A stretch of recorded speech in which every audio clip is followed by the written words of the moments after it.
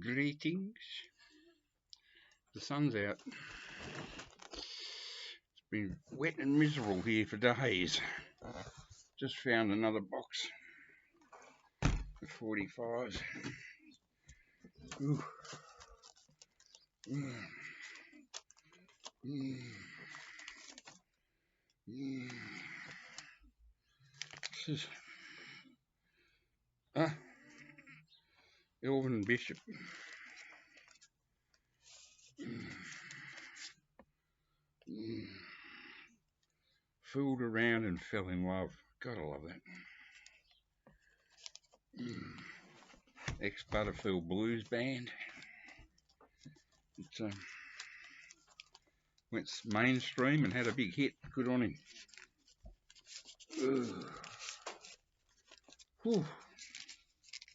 Very humid. Shouldn't be like this at this time of the year. What else we got? Yeah, I've shown some before. I just feel like showing some 45s. I haven't done it in a while. The wonderful Breakaway by the New Beats.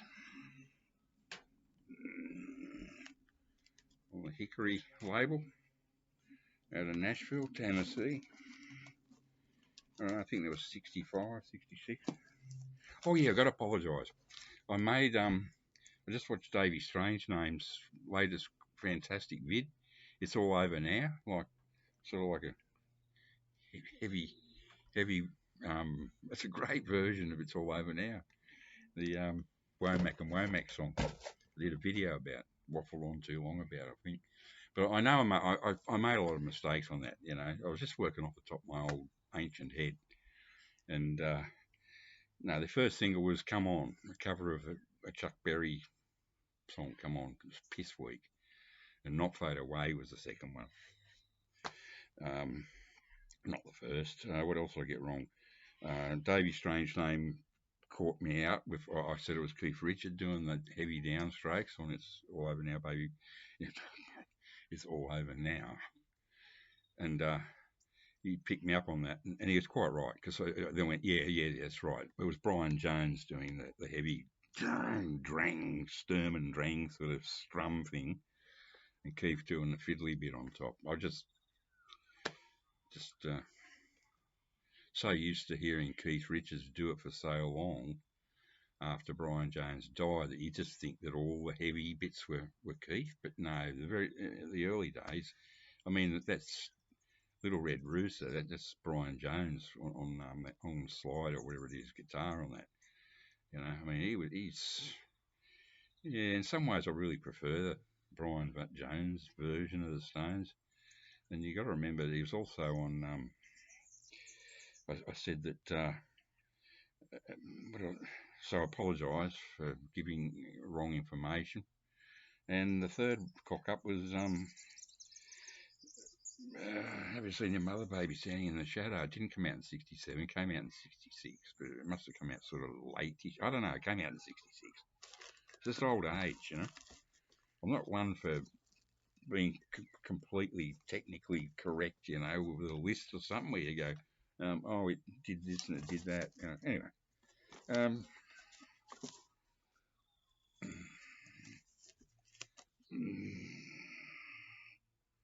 Give me good lovin', Crazy Elephant. Stunningly brilliant condition, US copy on Bell. Very happy to pick that one up. The wonderful Perubu, little box set of their first 4 singles, I think. I've shown this before. You know, I don't buy new. I do buy new things, but very, very few. So it's. I have shown this one recently. So it comes with little sort of a homemade job. You know, they put it together themselves.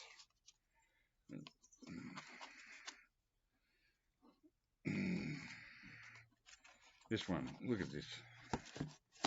I think this is their first single. 30 Seconds Over Tokyo, backed with Heart of Darkness. probably their best single. And another great one, Final Solution, and Cloud 149. Great, God, I love that track. It's very early Peru boom. Dave Taylor's on organ. Uh, Peter Loftner is still in the band. Tim Wright. It's not the band. It's it's a slightly it's the earliest version of the band. Anyway, I just feel like doing a video. It's that sort of weather. I can't get any vacuuming done. I can't get any mowing done. It's too wet to mow. It's too humid to vacuum. So I just sit here and do this. What else have we got?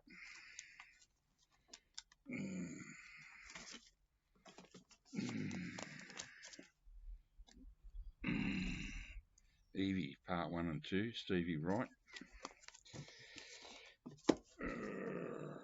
Great track that. Look it up.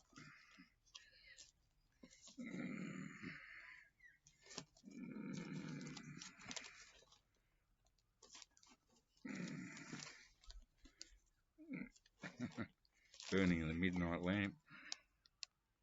Jimi Hendrix Experience.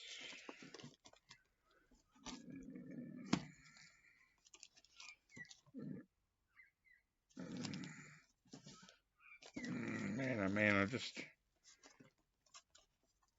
Oh. This is a great Aussie deep water, Richard Clapton. It's his real name's Richard Wong, and his father was a Chinese psychiatrist, and his mother was a white Australian or something, and he changed his name to Richard Clapton. He lived in Berlin for a while in the early 70s, and he was a sort of an underground figure, and then he went commercial, and he had a lot of success, which was great. I love this label, Billingsgate. Doug Ashdown, folk singer from South Australia. He went commercial with this and had a big hit with it in 1974, Winter in America. I love this. Just love it. It's just such a B-side Skid Row.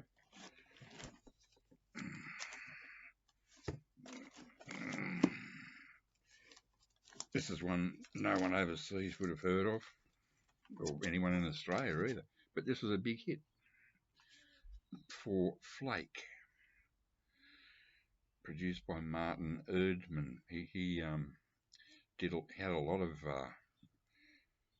hits out here as a producer in Australia, and this is a Vandy Young song. Life is Getting Better. It's one of their more soppy sort of efforts by Flake, but it's sort of, they ended up using it as a commercial because there was a thing out here called, I think it was Cadbury's Chocolates had put out a thing called a Cadbury's Flake, which is a very, very popular chocolate bar, and with flaky bits of chocolate chips sort of thing all over it. And I think they used this Life is Getting Better as the theme to their advertisement for their flake. So maybe it was a tie-in. It was Vander and Young trying to make some money. This is an incredible collector's item. This is astonishing. I gave one copy of this to, what's his name?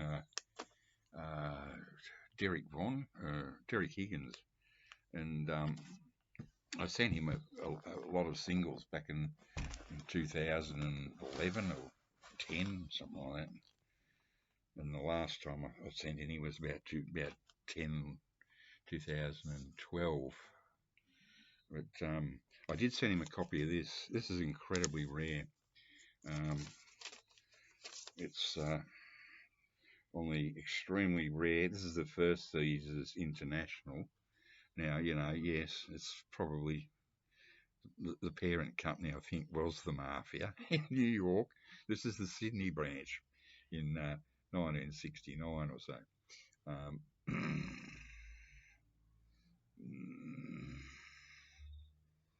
Caesar International. So this was a minor hit, This is unbelievably rare. It's a real treasure. I ended up working in the post office decades later, and one guy came in. He's a jazz drummer basically, but he can do rock. And he said, "Oh yeah, I was in Freshwater. That's the name of the band." I said, "What? That's Satan." The song Satan. And he wasn't in the band that made this record, but he ended up joining it later as a touring musician with the band. So that was interesting. And so I did a tape of this for him because he it's so hard to find. I think it might be on a CD compilation somewhere, but this thing is impossible to find. Basically, it's great too. It's sort of like it's sort of if Black Sabbath played like Santana, it's sort of like I don't know, it's sort of like Black Widow or Black Sabbath, probably more like that band Black Widow, um, who were like a second-rate Black Sabbath, and with a sort of a um, Santana organ thing going on. It works. It sounds like it wouldn't work, like so-called metal with a Latino thing going on, but it actually works. It's a great single. It was banned. Satan. It's about the Manson murders of Sharon Tate. Because in the song, the singer's got a really great gruff voice, and he goes, you know, Sharon Tate. The fact that he mentioned the name, I think, is why it was banned. But it's a really heavy track, and the B-side's just as good. Satan's Woman, real collector's item. CP001 Caesars International. It could be the only. Look, here we go again. Please don't bite my head off. I don't do any research when I do this. I think this is the one and only release on Caesars International. I think. I think that'll have to do today. One more quick one.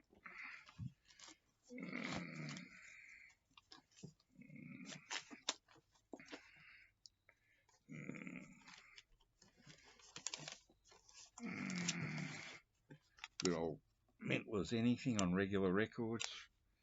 Come around. Great little Aussie Kiwi combo that were very, very popular, very successful out here for a long, long time. Oh, this one. This will have to do. I'll finish up. Oh, here's another one of theirs.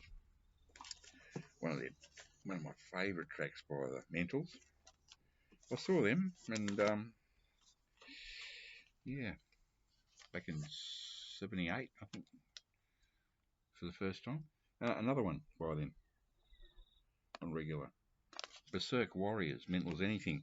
It's about ABBA, but it's so funny. You look up if you want to see a really, really funny video clip on YouTube. Look up Berserk Warriors by Mental as Anything on YouTube if it's still up. And they're dressed up like Vikings, and it's just the funniest damn video, and it's a killer track. It's so good.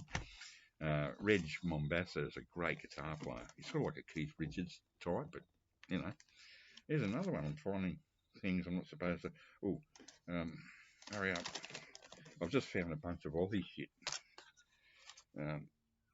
Horror movie, Skyhooks. The Easy Beats still trying to make it big in the USA, where they never really made it, on the Rare Earth label. Show Me the Way to St. Louis.